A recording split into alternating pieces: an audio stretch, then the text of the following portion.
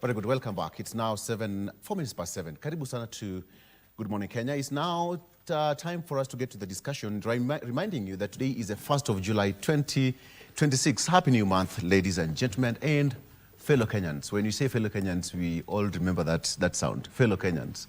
All right, so today we are going to take a look at the game plan ahead of 2027 and what is the reality in as far as this is concerned. Today being a Wednesday is the viewpoint. So let's discuss that.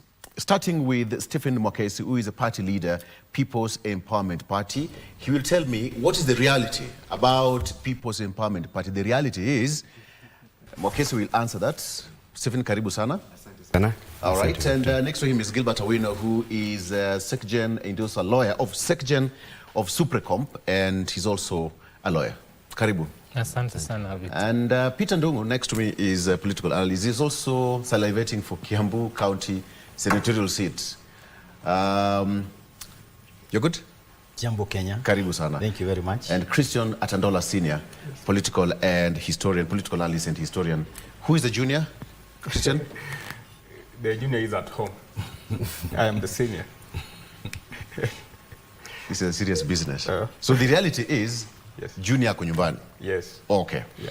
So let me start with the front page of the Star, and I will go, Peter, you will take me front page of the Standard, and Gilbert on the Daily Nation. IBC vows to stamp out political goons. That's on the front page of the Star. IBC vows to stamp out political goons. This is something that has been witnessed the country for some time now. And the latest one was last week during the second anniversary, the Gen Z anniversary.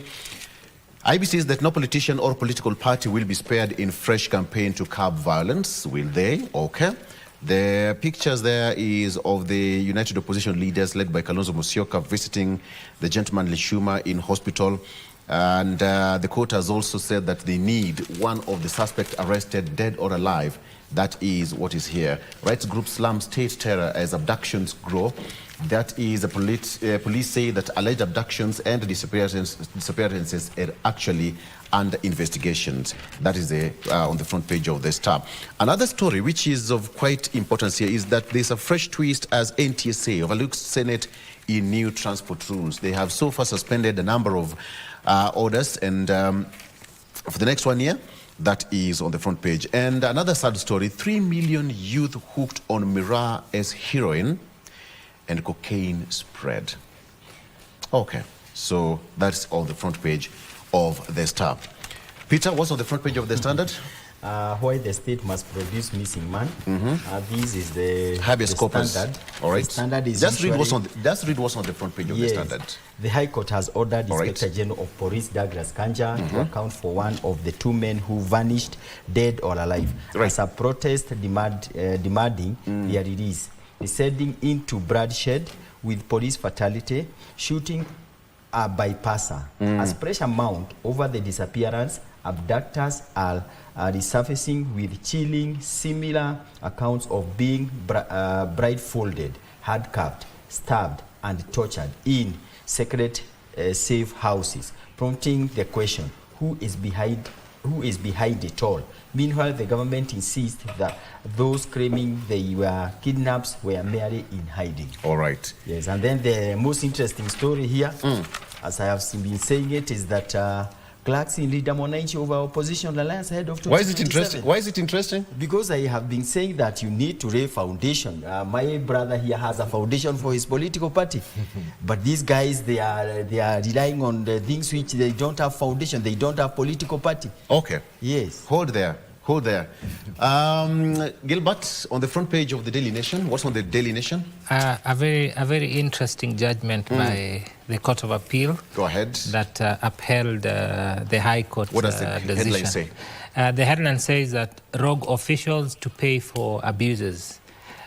Basically stating that you are now going to be personally liable for the commission's word in office as public officer, as opposed to the government paying for the damages that might be given by the courts out of your commissions as a public officer.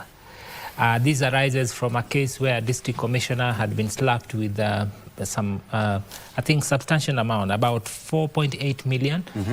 But he had asked that since he was a public servant, that cost be borne by the government. Yes. And the judge says, no, for the commissions individually you performed while in office, you are the one who is carry your supposed own to cross. Yeah, carry your own cross. Okay. Yeah, I think that is a very interesting judgment coming from the courts, that now people will realize that huu msemo kwamba serikali haina mjukuu, wajukuu wapo. Iwapo utatekeleza pengine makosa fulani, the time to reckon will come even 10 years or many years after you leave office. Yes. This is a very interesting judgment. However, it is also marred by, I think, a certain level of paradox in this sense, that when we speak of civil servants or public servants, the courts are also not left out. Even the judges themselves are public servants. So in the same breath that we expect that civilians are held personally liable, let's also say that then, in that case, judges have also been accused of malpractices. Some of them have even left the judiciary. In that case, then instead of just slapping them on the wrist, let them as well be held accountable personally for the commissions that they undertake while in office. You know that a judge cannot be, or a judicial officer for that matter, cannot be held to individually account for the commissions during the practice of perhaps execution of their mandate as judicial officers. So therefore, I see the paradox that, yes, they're expecting the civilians to pay for this. We hope that this also transcends the judiciary, where they will remember that even them as public officials, the commissions that they undertake, the times for to reckon will come. Let's come back to our discussion. Gentlemen, today is going to be an open question. So the 2027 game plan is here. So what is the reality? And Stephen, I'll start with you. The reality is, you are the party leader of the People's Empowerment Party. Yes. PEP. Yes. So the reality is, go ahead. The reality is Kenya needs a transformation, and we have a bunch of leaders who are politicians but not leaders. We do not have people who have the best interests of the people at heart.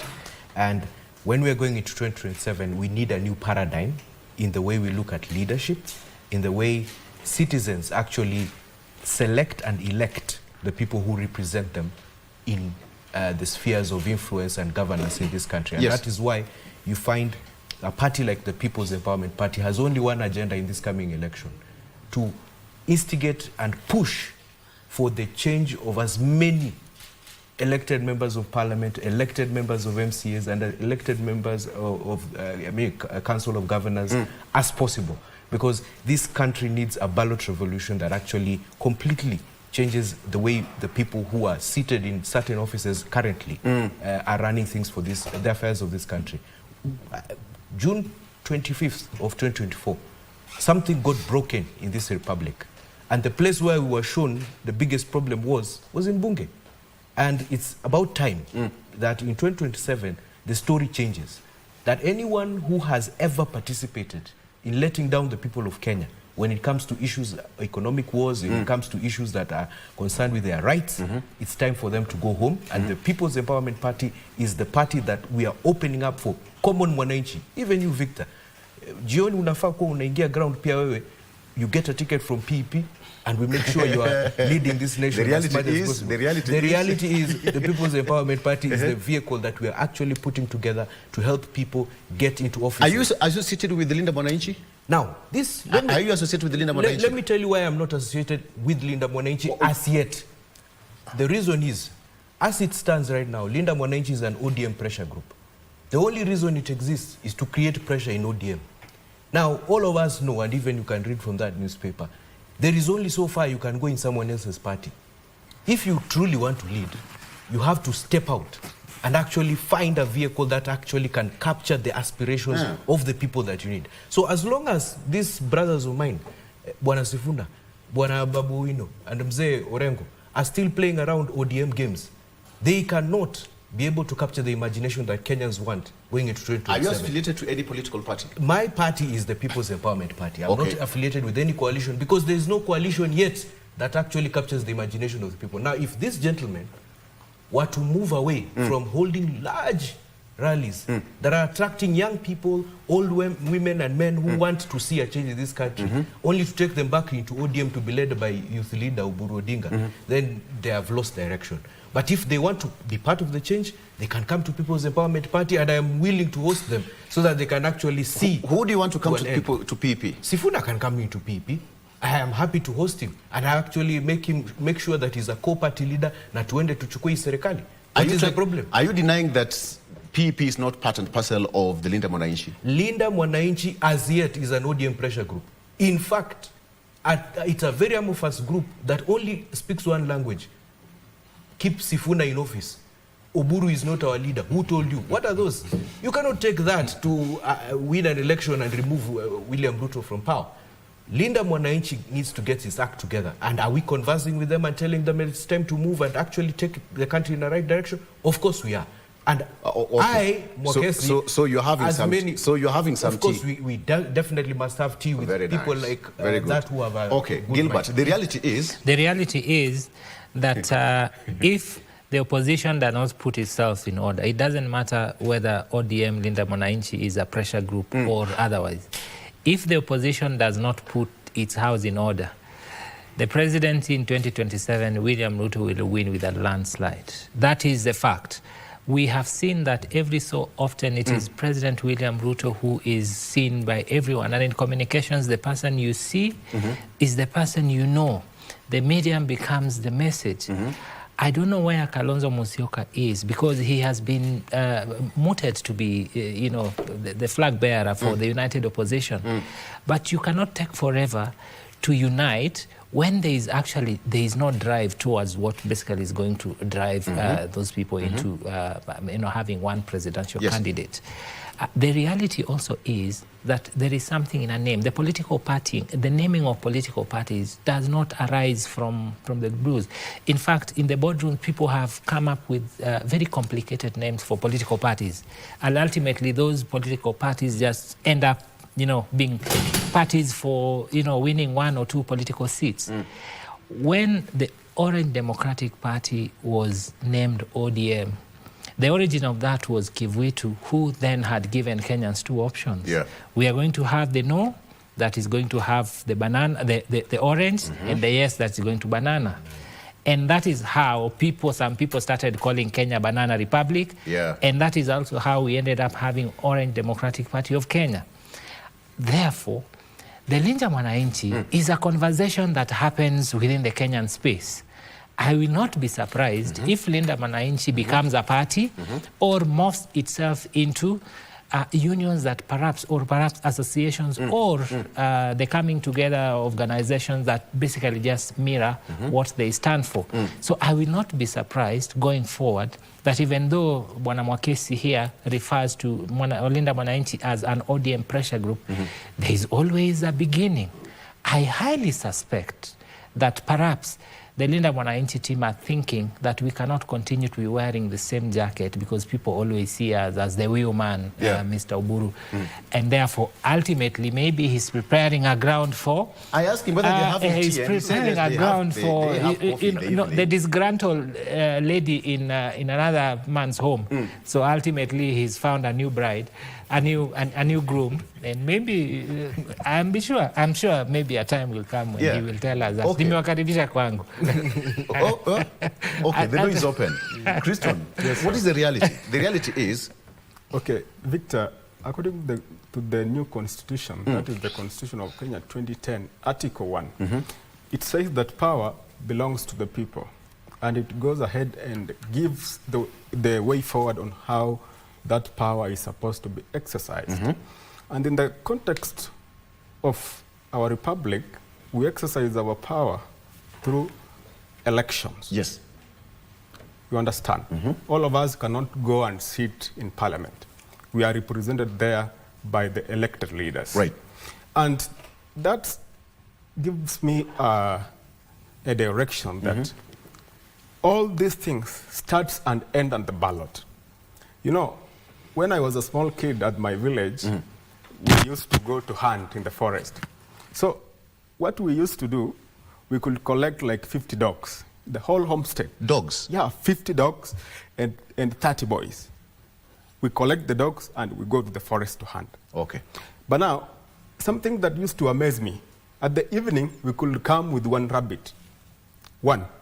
So we went to the forest with 50 dogs, 30 of us, and we only managed to come with one rabbit. But now, in the same wilderness, in the same jungle, we have animals like the lion, the jaguar, the leopard. When they want to catch a prey, they don't mobilize other animals. They go one to one. So, in the context of our Kenyan politics, Victor, William Ruto is a formidable candidate. William Ruto is a political heavyweight. I compare him to the jaguar in the wilderness. I compare him to the lion. But now, the opposition, it's like us, the 50 of us who could go in the forest and only catch one rabbit. And severally, the opposition principals have accepted that fact. Rigathi Gachagua said that, look here, if we don't unite, William Ruto will beat us. Kalonzo Musyoka said the same.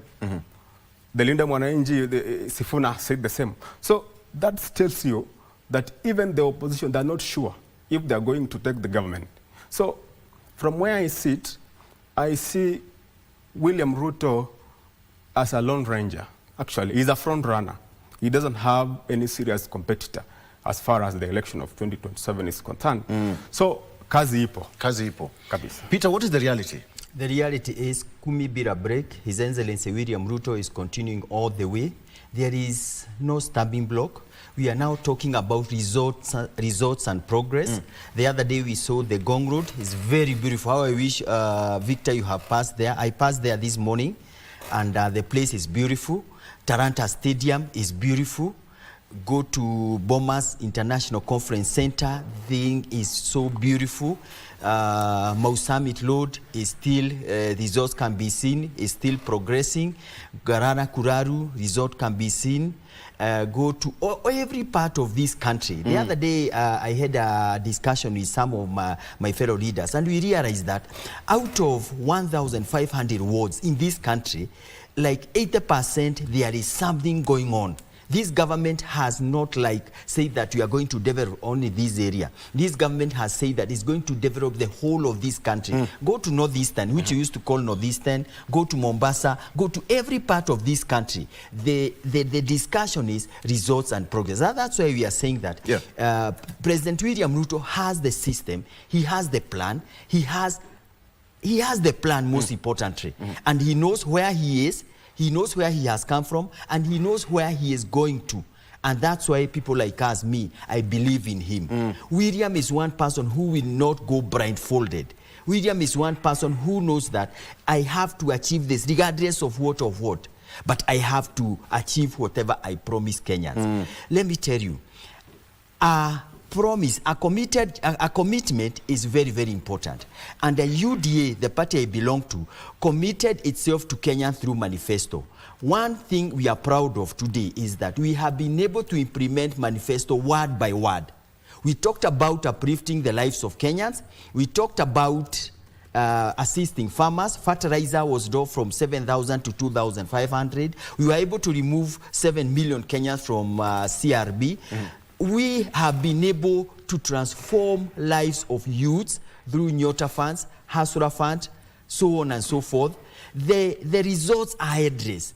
The progress is ongoing. And I'm sure, I'm cocksure that Kenyans will still grant His Excellency William Ruto another term of 5 years, and will just continue and finish his 2 terms. And at the end of it all, because each and every time comes to an end, at the end of the 10 years, Kenya will sit down and say, this is what William Ruto was able to do during his tenure. Gilbert, why are you smiling? What is the reality? Yeah, it deserves a rebuttal, because we are basically saying that you can kill us, but give us the roads. Who is going to use the roads?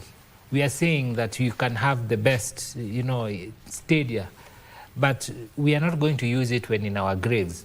I think the biggest responsibility we have as Kenyans is to hold the government to account.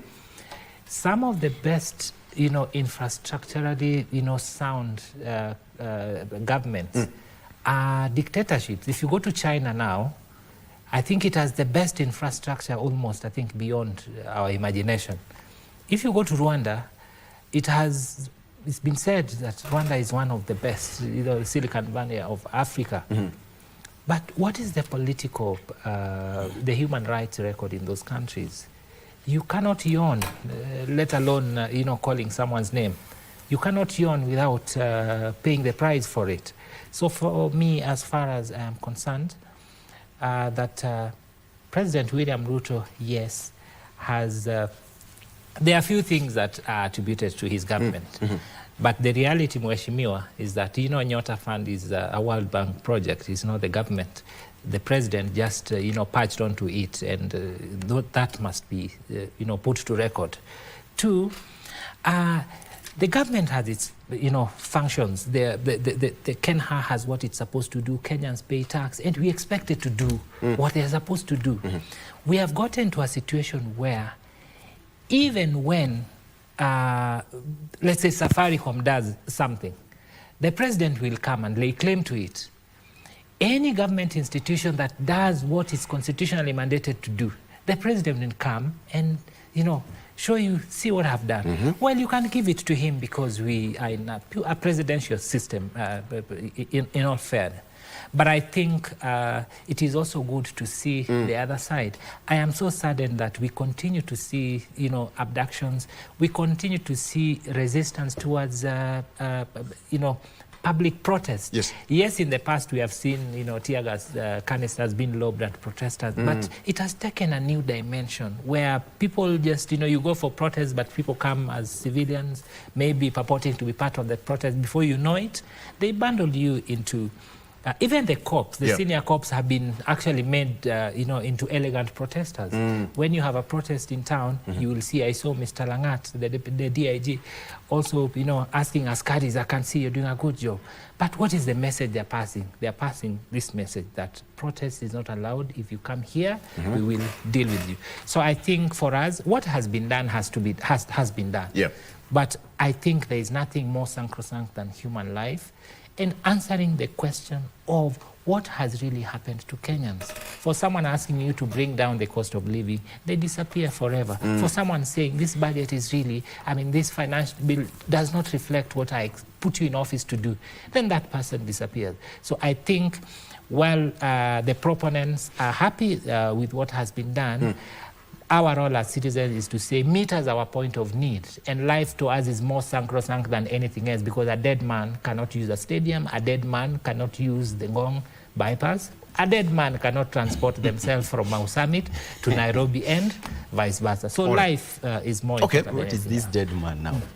I'm wondering, who is this dead man? Because now the reality which is there. Who is the gentleman? No, I'm wondering, he's talking about the dead man. Oh, yeah. Because now he's trying to confine and to try to divert their attention. Because I think we have done beyond their expectation. Kenyans did not expect that this can be delivered by a reader at this particular time. Remember, that Go to Taranta Stadium there. Remember, that is his value. Yeah. What I just want to put it very clearly that us as the UDA government, Kenya Kwanza, we have delivered. We have transformed life. And our mandate to Kenyans is one: transform life, deliver. You promise something, deliver that something you promise to Kenyans, and that's all. And at the end of the day, the scorecards will be produced. That UDA, Kenya Kwanza government, where is your scorecard? Your scorecard is here. Then the other people will be told, also you people, give us your scorecards. Okay. Yeah, so at the end of the day, the most important thing, at that hour of need, Kenyans will tell everybody, produce your scorecard, and I'm sure that President William Ruto will carry the day. Stephen? Yeah, I am very surprised what I'm hearing today. I am flabbergasted that when you ask the reality is, everyone here would say one term. But everyone went and started saying things that are not true. Is it the case? 1 term or 2 term? The reality is, as it stands today, William Ruto is going home by August 10th, 2027. And it's not the doing of anyone else except William Ruto. Because what happens when you go into an election, there's nothing else except a reposition of trust. That we are trusting you, you will lead and do, as you have said, and deliver as you have said and keep us all safe. When we you're saying, we can all agree there's some deliverables that people can say. no, don't interrupt me, boy. No, let us be real. Just asking. Building a road is something we can as well see some things. Let us be clear here. Building a road is what every president is supposed to do. There is no president who we put in office expecting him to not build a road. We expect a president to build a road. So when you build a road, don't come and give us so much news that I have built a road. No, this is why we're expecting you to do.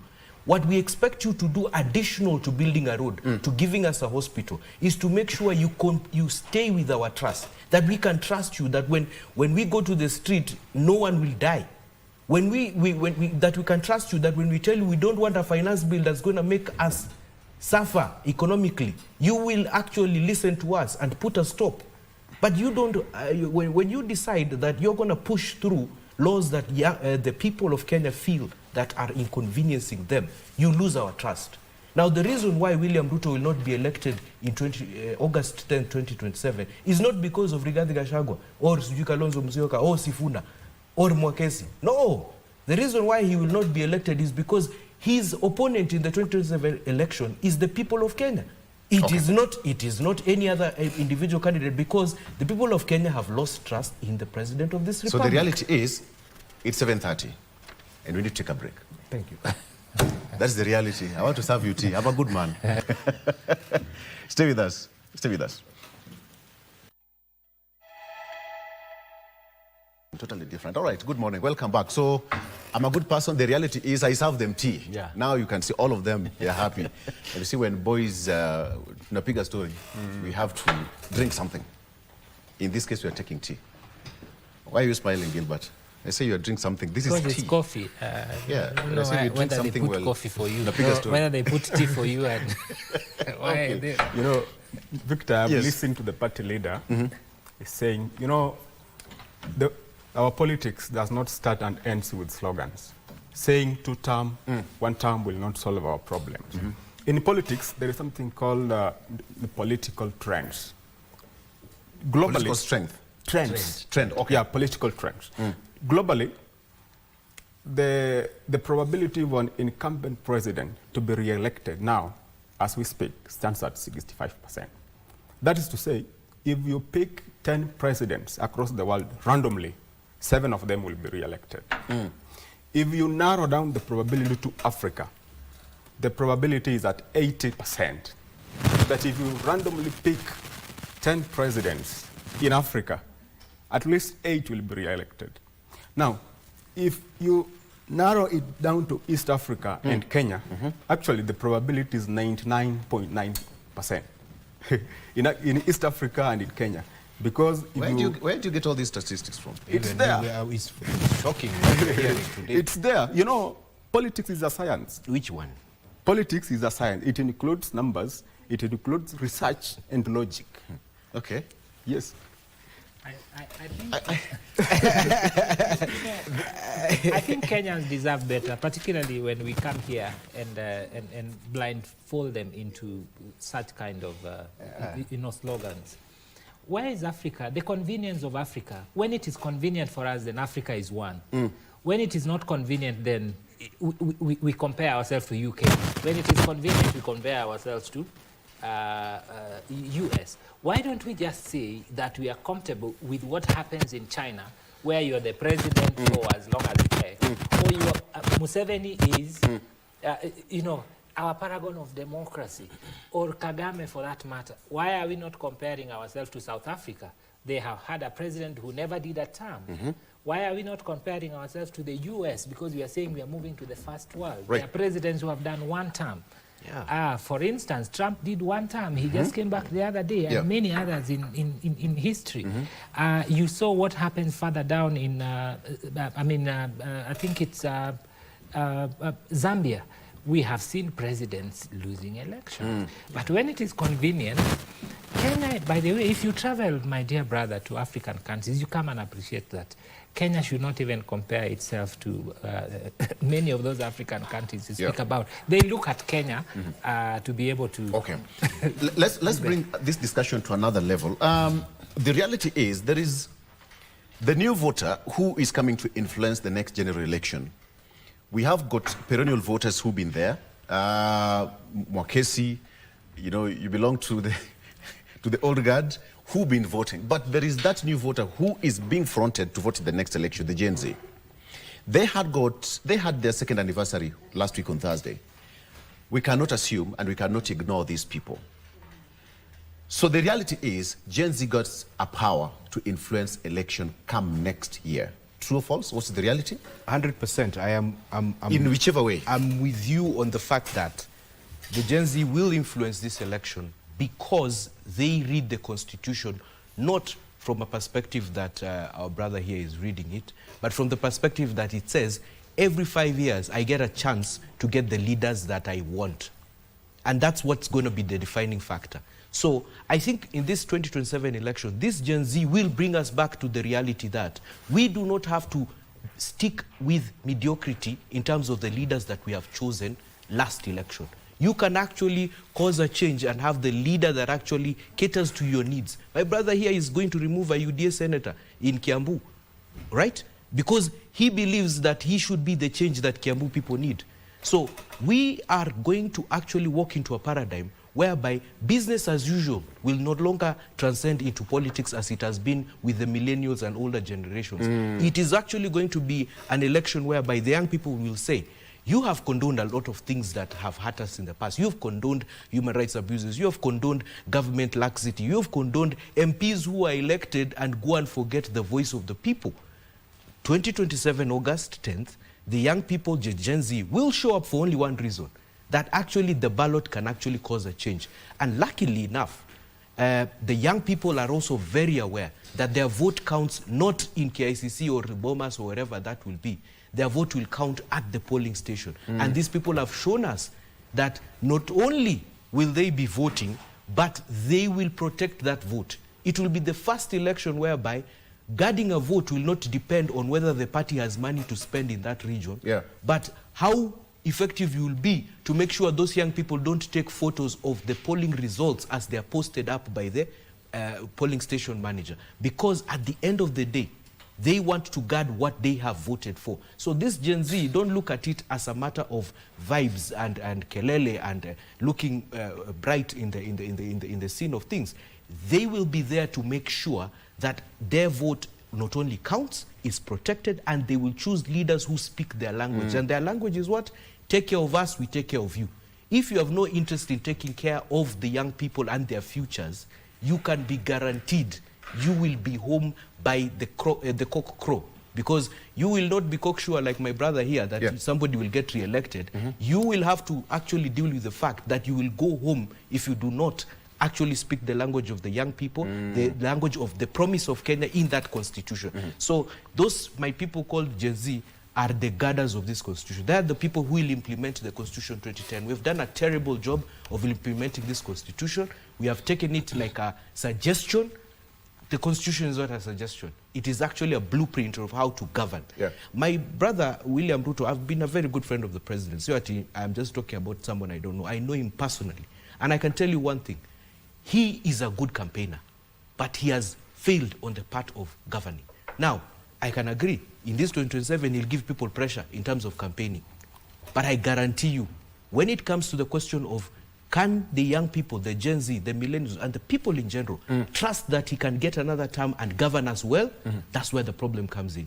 Does he have a shot at coming back? Well, if he puts his best effort and earns our trust, he probably will get the votes of the people. Even those Gen Z can vote for William Ruto if he can get their trust back. But if he fails to earn their trust back, when the June 25th commemoration is happening, the president is discussing Bomas instead of saying, oh, tulipoteza vijana, poleni sana wananchi wenzangu. Okay. That would have been something different. And that's how you get trust back. That is how you win a re-election. But for now, People Empowerment Party will be part of the change together with the Gen Z to ensure any rogue governor, in my county I'm running for governor of Taita Taveta, I am going to take that man home because he has failed to deliver for the people. Wait. They say, rewind, hold the rewind against. I'll come back to that. Look at the divisive numbers. They will influence. If they all come out and vote en masse, of course they are going to influence how the numbers will go up. Gilbert. The Gen Z number, the Gen Z is a mirage in this sense. It's a mirage? Yeah, it's a mirage. There is no voter called Gen Z. There is a voter who is called a Kalenjin, there is a voter who is called a Luo, there is a voter from Taita Taveta, there is a voter who still identifies himself as a man from Kiambu, a man from the mountain. Those are going to be the significant factors that will influence voters, in addition to turnout. If you look at the Gen Z movement 2 years back, when Raila Odinga, and Ruto spoke, the protest stopped. So it tells you that the number of people who had been protesting there, you could see their political affiliation. If you speak to... Okay, all right. Okay, but I think your battery is dead. My battery is dead. It's going to be sorted. Just Okay. sorry for that. Sorry Talk for that. about that. Let's come back to Christian. Yes. So let's talk about, even you can pick it from where he's left. Okay. Of course, he'll also come back to his point.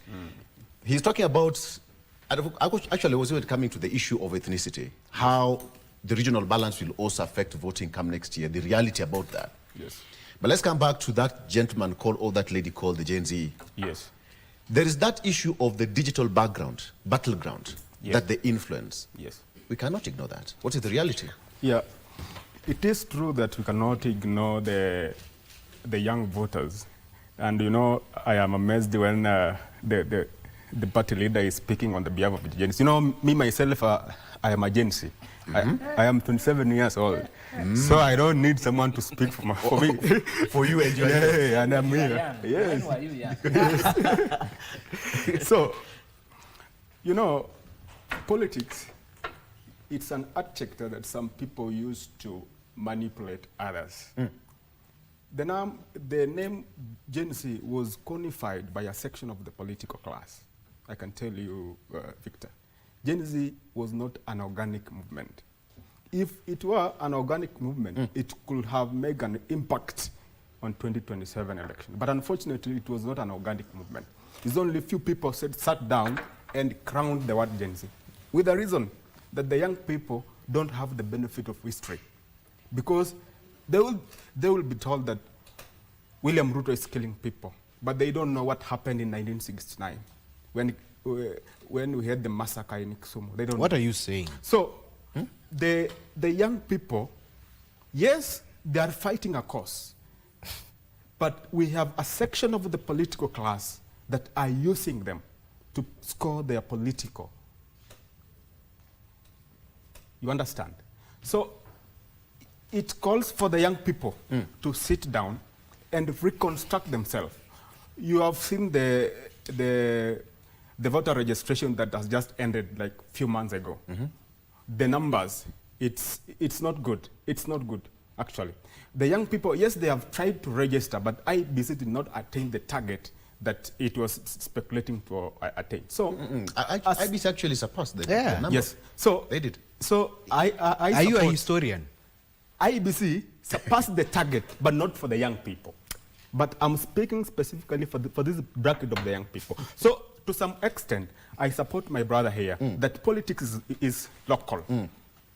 Our politics is divided into tribal lines, that people vote based on their tribal kings, that the Luo will vote for their own candidate, the people from Mount Kenya will vote for their own candidate, the people from Rift Valley will vote for their own candidate. So it is something that is in our, that we have cultivated in our political culture for too long. So for us to have a change, we need to have a honest discussion. We need to sit down as a young people, being guided with people with the people like the PLP party leader, to have a honest discussion. That we say that William Ruto has failed. This is what we promised, and he has not delivered. We vote him out. But if he has delivered, why not for the young people to vote him in? Okay. Yes. Before I come to you, it was your time, Gilbert, I was for just fairness. saying that, yes, I agree with him to a small extent, but I would also want to say that as he was speaking, I was observing the face of the gentleman in front. And I think he's also a Gen Z. And sometimes when you speak for Gen Zs, you have to make sure that you represent what actually is in their minds. I think there was a mismatch. Now, in terms of the Gen Z numbers, where they will help is that for the longest time they have never been turning up to go and vote. Whether the elections of 2012, 2007, they have not been turning up.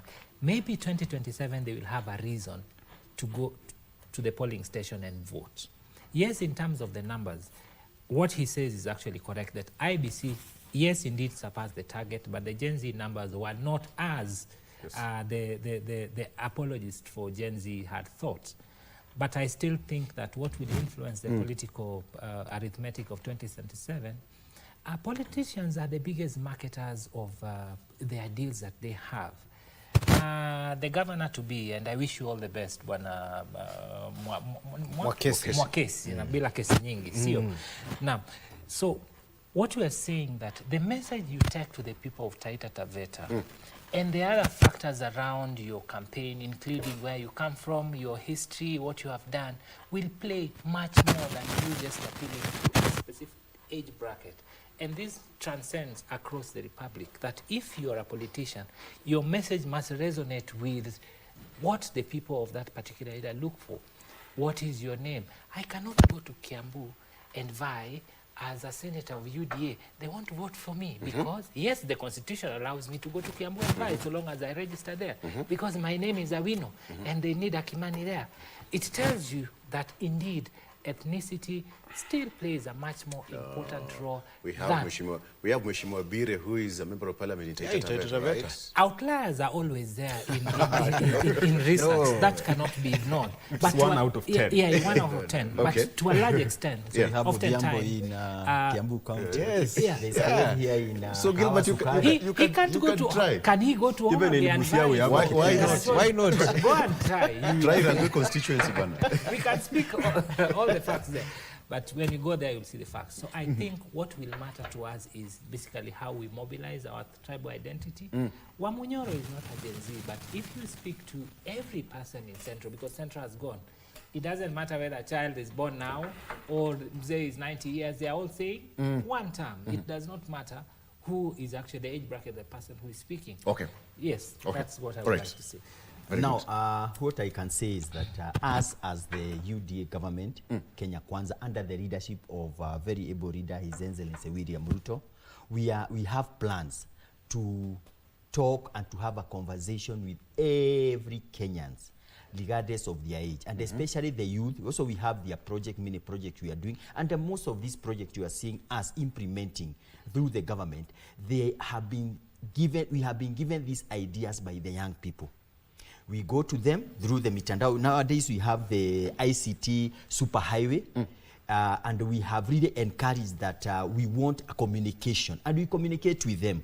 I think sometimes they have a conversation most of the nights. There is that which we also attend and listen to what they are saying, and remember that most of these meetings, they are started and supervised by the same young people. Sure. And we go there and we listen to them. So we have been having a conversation with them. And what I know is that at the end of the day, if you are talking with somebody and you are asking yourself this question, you are being told to do this, you're also telling them, for me to do this, please assist me do this. So what I know is that the big number of our young people who maybe I'll call Gen Z, will support His Excellency William Ruto. Because, for example, like what I have just indicated here.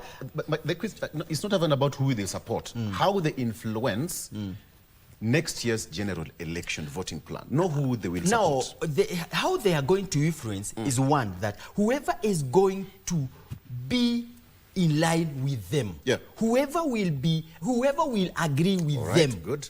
they will definitely give him or her the support. But by doing what?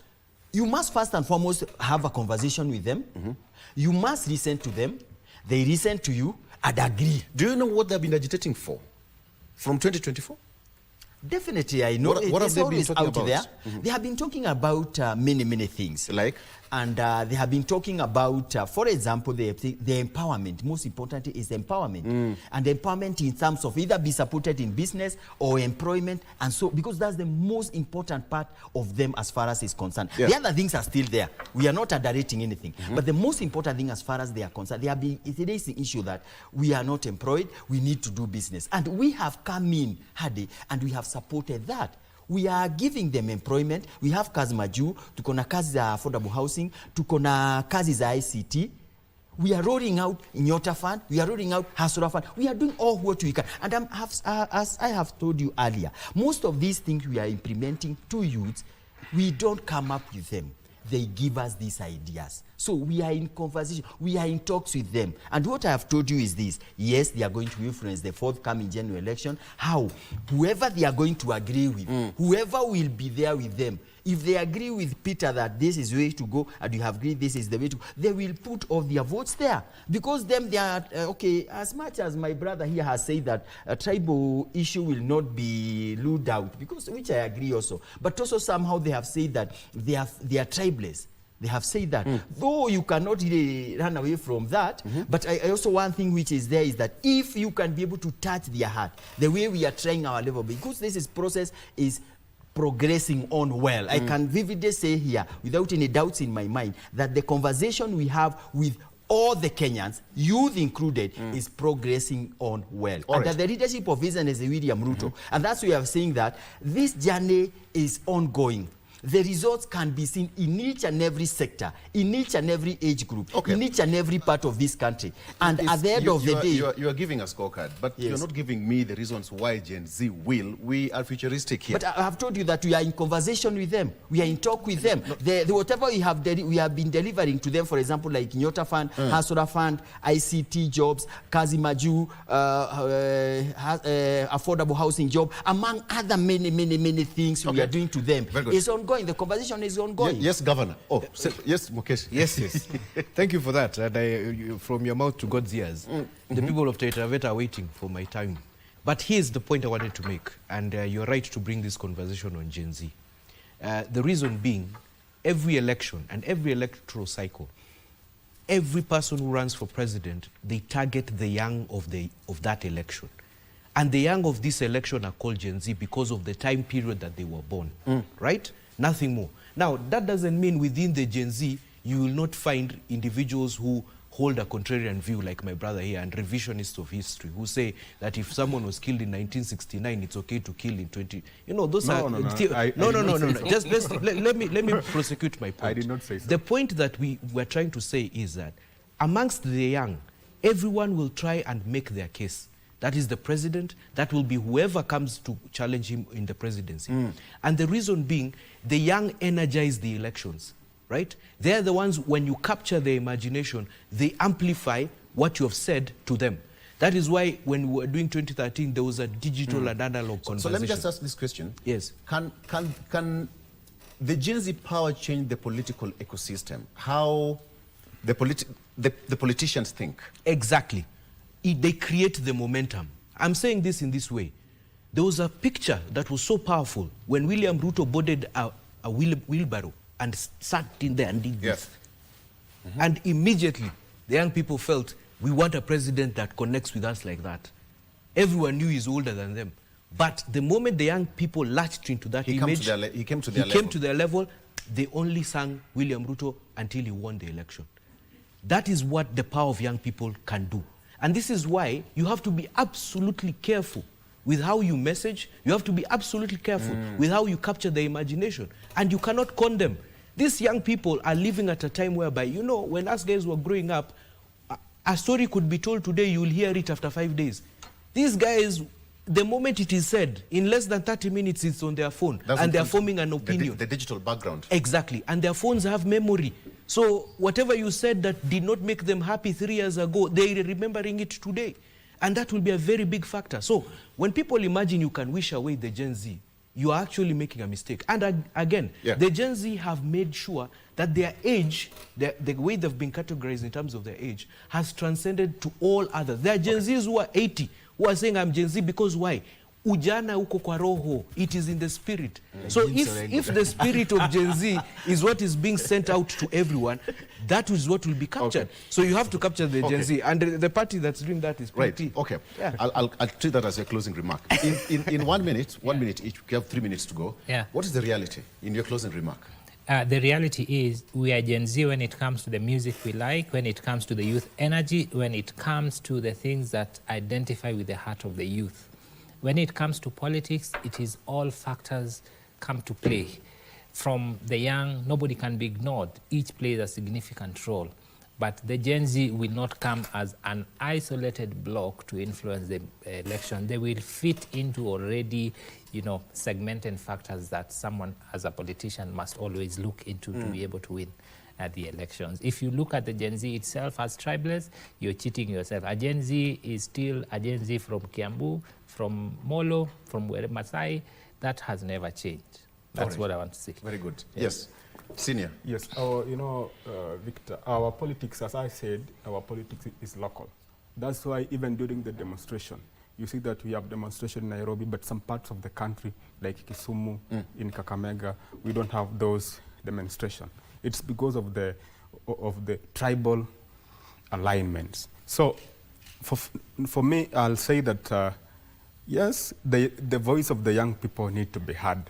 And I call upon this government to at least before 2027 to call a mega rally of the young people so that we can sit down together, talk to the president so that they can air out their views to the president. Because the last time the president was on X, you remember during the 2024, the president was on X with the young people, but that was an online meeting. Yeah. But I request the government to have a physical meeting with the young people so that we can hear their voice. Thank you. Yes.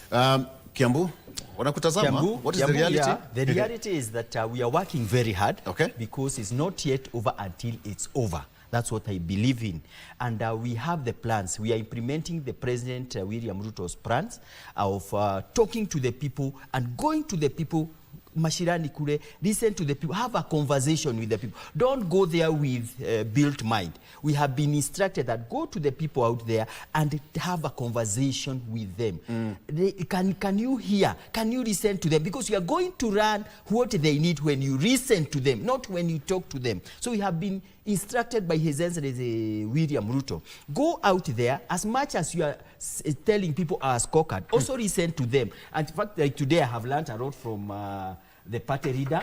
I have been learning a lot from Bwana Wakili here. He's a wise man here. Also, I have learned a lot from the senior, but one of the Gen Z. So we are out there. We are ready for discussion.